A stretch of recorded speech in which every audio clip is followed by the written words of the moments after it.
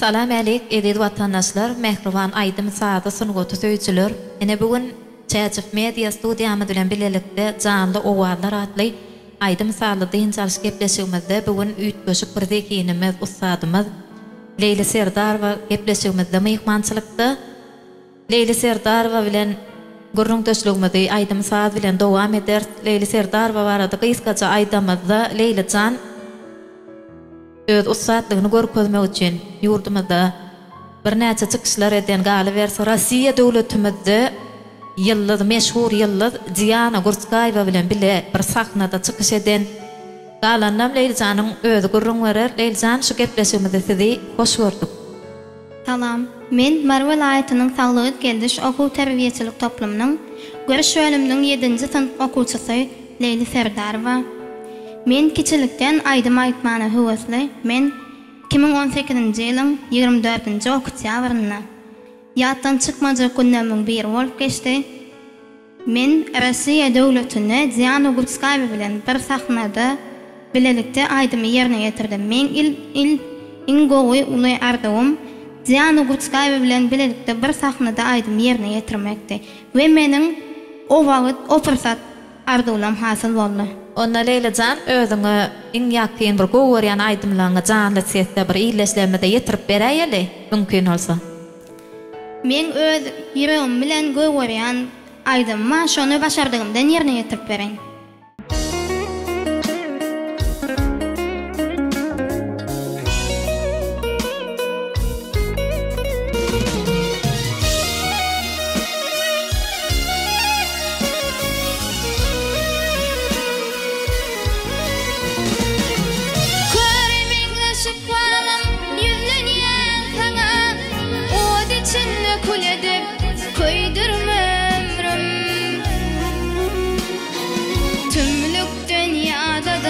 Çıkar aydana Valtından meni öldürmem Tümlük dünyadadım çıkar aydana Valtından meni öldürmem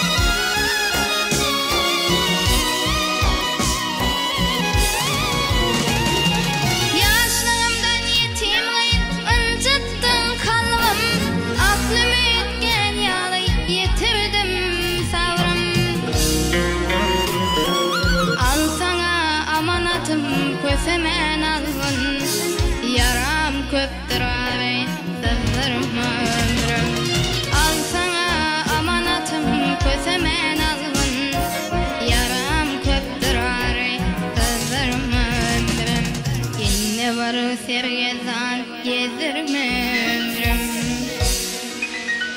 Sağ ol Leylajan. O adamından beýlen belent ýanglansyn. Sağ olun. Size üstünlük arzu etýäs. Sağ olun.